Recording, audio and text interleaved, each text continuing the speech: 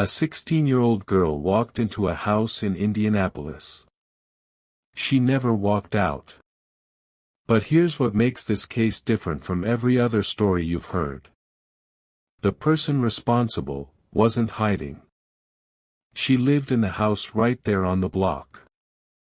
When police arrived at 3850 East New York Street, they found a teenage girl lying on a mattress. She weighed 83 pounds. Her body had over 150 separate injuries.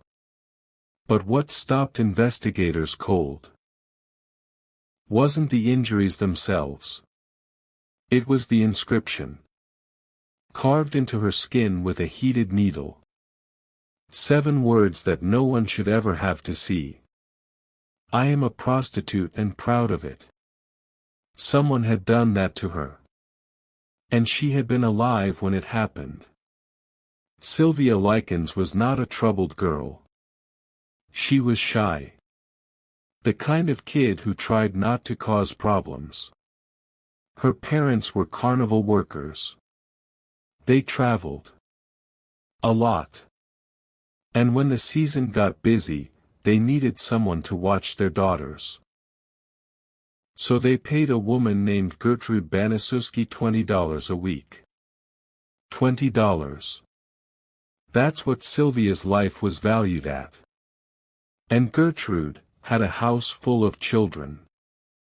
7 of her own. Plus Sylvia.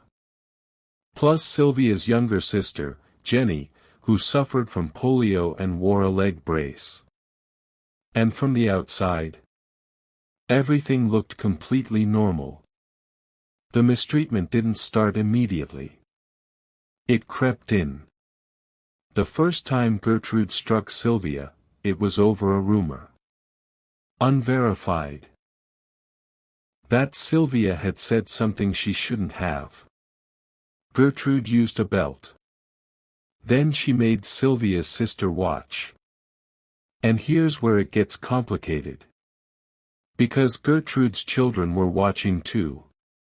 And some of them started joining in. Not just the teenagers. Young children. The youngest who participated was only 10 years old. Why didn't Sylvia run? That question is going to haunt you by the end of this video. Because the answer is not what you expect.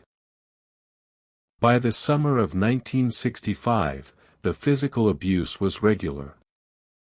Gertrude began telling the neighborhood children something specific about Sylvia. She told them Sylvia was dirty. That she had diseases. That she was dangerous.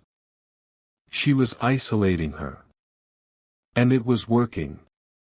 Sylvia stopped going to school.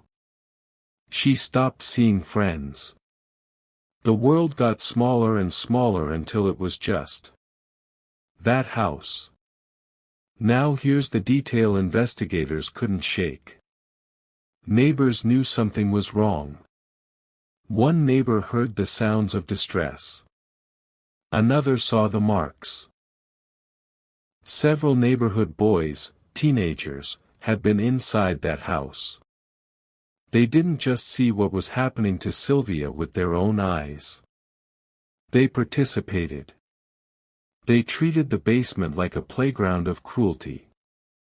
And for months, they said nothing. By October, Sylvia had been confined to the basement. She wasn't allowed upstairs. She ate scraps. She slept on a filthy mattress on a cold concrete floor.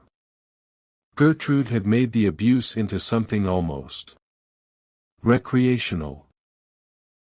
She allowed neighborhood kids to use cigarettes on Sylvia. To strike her. To humiliate her for their amusement.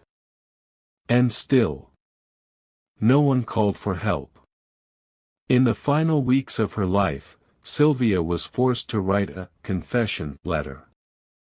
It was a letter Gertrude dictated to prove Sylvia was a runaway and a delinquent. Sylvia tried to escape once, reaching the front door, but she was dragged back inside.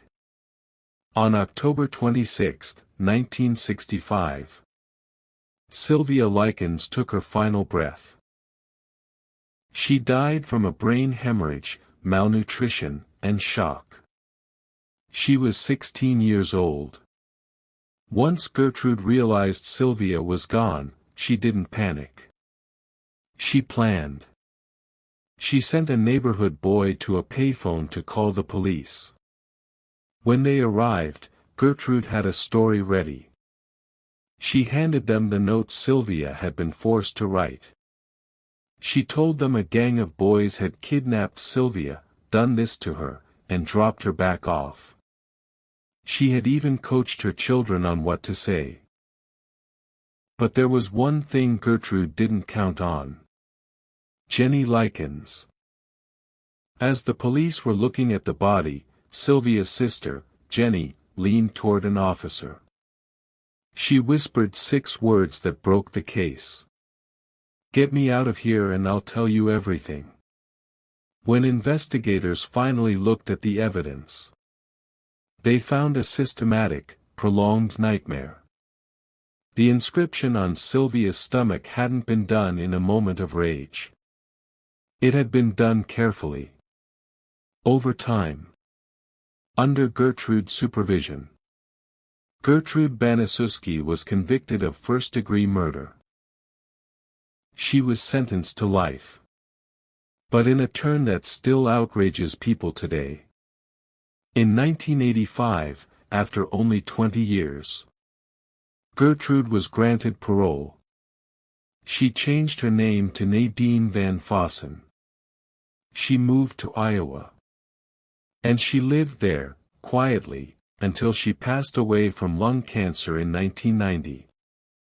She never expressed remorse.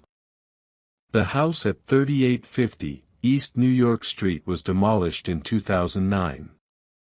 It's an empty lot now. But before it came down, people would leave flowers. Notes. Some were from people who grew up in that neighborhood. People who knew. People who never said anything. Maybe leaving flowers was the only way they knew how to apologize. For Sylvia Marie Likens. January 3, 1949 to October 26, 1965.